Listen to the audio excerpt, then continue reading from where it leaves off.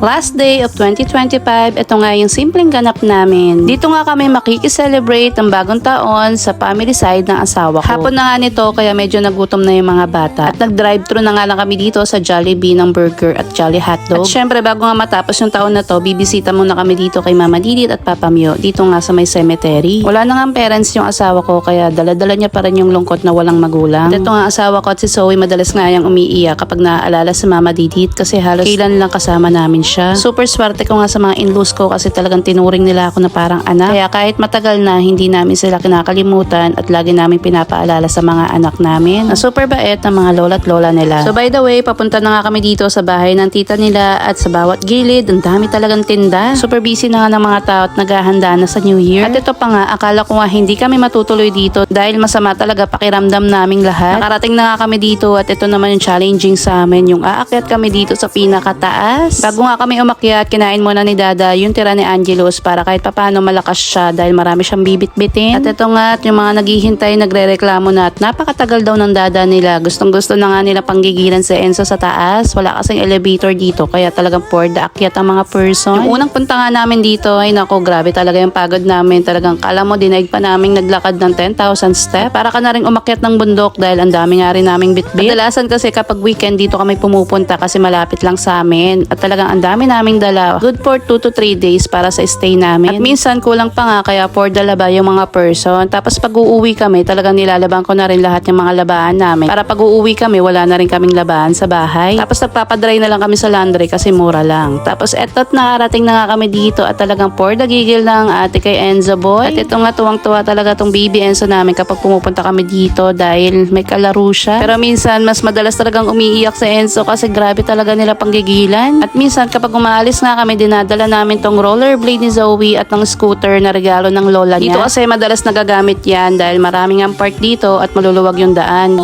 Eyes, ears, ears. Wow, head and the head. Head. Wow. Wow, good job. O diba, nakakabilib talaga tong batang to dahil ang dami niya ng alam at dito nga nagsimula na rin kaming mag-decorate para sa New Year. At ito na nga, para mapabilis, syempre kailangan magtulungan lang. Magtutulungan tayo para magkalat. So ayan, kapag bata nga naman ang katulong mo at sigurado sisirain o ikakalat lang nila yan. At good things naman sa mga batang to dahil marunong silang makinig at tinulungan talaga kami. Super hassle na nga kami dito dahil anong petsa na mga mga 5 PM na kamo nito at wala pa kaming handa dahil wala pang luto. Inuna na nga namin tong decoration dahil medyo hassle din kapag nalita dahil medyo magpapampa kami ng maraming lobo dito. Happy New Year. Happy. Hi. Hello. O diba, ang dami talagang entry ng video ni Baby Enzo dito dahil gustong-gusto niya na rin mag-vlog. Say hi kayo kay Baby Enzo the Explorer. O akala niyo si Zoe lang yung dancer namin. Hindi, ang kuya ang dancer talaga at siyang nagtuturo kay Zoe. Medyo mahiyain lang yung kuya ko pero pag andito yan sa tita niya, ay nako, kahit ano na lang yung ginagawa, bigla na lang sumasaya. At ito nga, medyo inaantok na ang Baby Enzo namin. Gusto na namin siya patulugin muna para matapos na namin tong decoration. At ito nga't nanggigigil na ako dahil ang dami pa pala naming lobong ipapa. Charis lang mga pero talagang nakakatuwa talaga mag-decorate paminsan-minsan. At ito nga, ni-revise nga namin siya ni Mami Jen dahil hindi magkakasya yung ibang lobo dahil malalaki. Grabe nga at napakasimple na nga lang ng decoration namin at hirap na hirap pa kami mag-set up. Grabe no, ganito pala kahirap mag-decor. Ayan pa nga lang yung ginawa namin, inabot na kami ng 2 oras. And ayan, finally natapos na nga namin. Very simple pero nakakatuwa at super appreciated kasi worth it naman yung design namin. Tapos eto nga si Dada, siya na nga punong abala sa pagluluto. Simple lang naman ang handa namin. Meron kaming butter shrimp at tuna pasta carbonara. At ako na nga nagluto ng tuna pasta after nga pinakuluan ni Dada yung pasta. Naglagay lang naman ako dito ng konting mantika at ng butter tapos nagisa na ako ng sibuyas. Hindi nga ako naglalagay ng bawang dito. Tapos diniretso ko na yung tuna dito at nagdagdag ako ng konting butter. Hindi na nga ako nakapaglagay ng mushroom dito dahil wala na rin mabilhan. At nag-season na nga lang ako dito ng salt and pepper to taste para hindi naman masyadong maalat. Naglagay na nga rin ako dito ng isang carbonara sauce, tapos ng isang Nestle cream, tapos nagdagdag na rin ako dito ng isang evap, 2 cheddar cheese. Hindi ko na nga na-videoan dahil nalaubat ako. At sinalin ko na nga lang yung sauce dito sa luto ng penny pasta at hindi ko na nga sinalang sa kalan dahil para hindi na ma-overcook. For me, okay na to at pasado sa lasa ko. Kaya kung gusto nyo, pwede nyong itry. Tulong na nga nga dito si Dadad at si Adi para maasikaso ko na rin yung mga bata. Tapos tinulungan na nga rin siya dito nila Kuya Ken. Nagluto siya dito ng shrimp na sobrang sarap. Tapos may Shanghai pa na galing sa kanila. Magti-team red nga kami dito dahil hindi ko rin alam.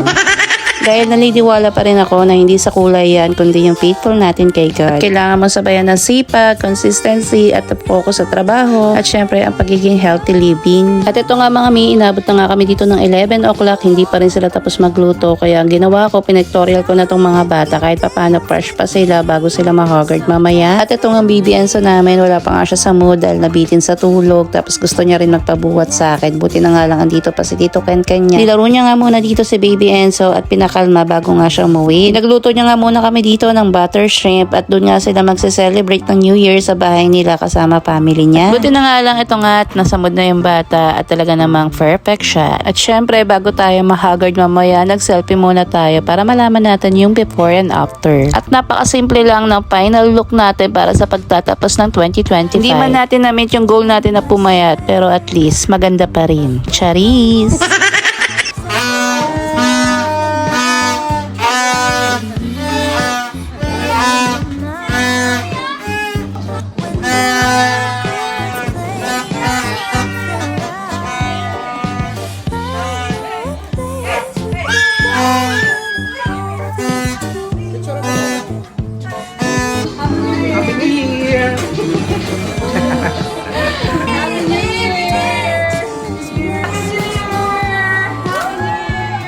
Happy New Year! Thank you sa ating mahal na Panginoon Jesus. Thanks God. Praise God. Hallelujah! Amen. Happy New Year! Happy New Year! Happy New Year! Happy New Year, everyone!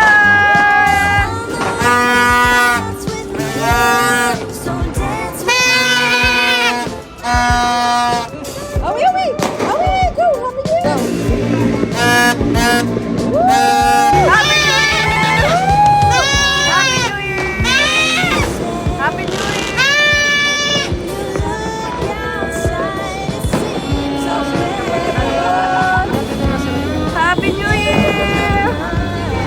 Happy New Year! Happy New Year!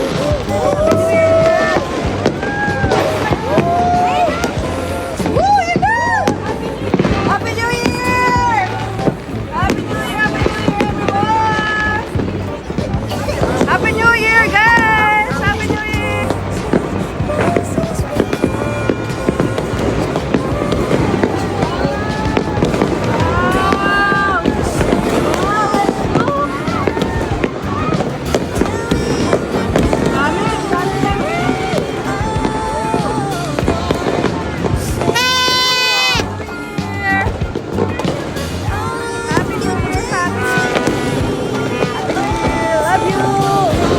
Love you, Zoe. Love you. Love you. Love you.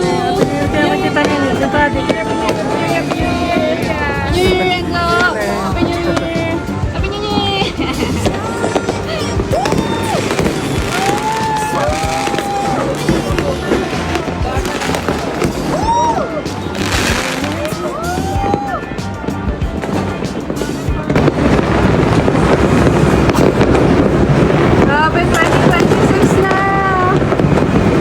Sabi ko, thank you, Lord. Lord, for all the blessings. Salamat po. Lord. Thank you, Lord, for another year.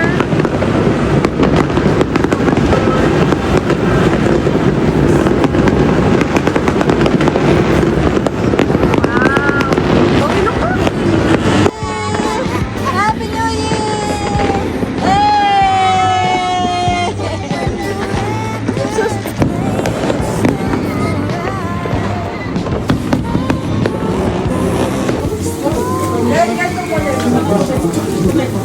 Enzo!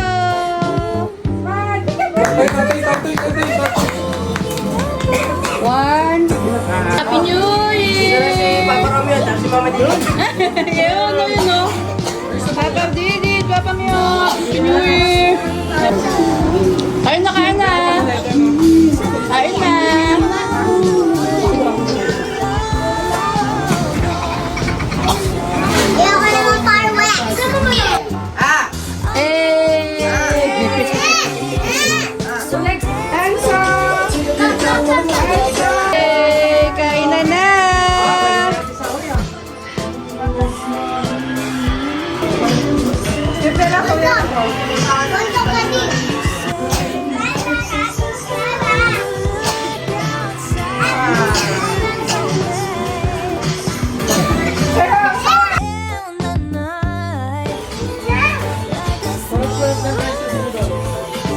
na maglalaya.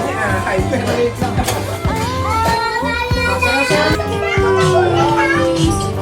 Nada.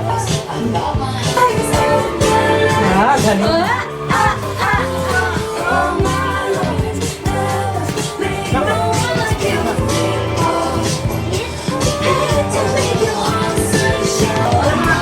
Yes, later something.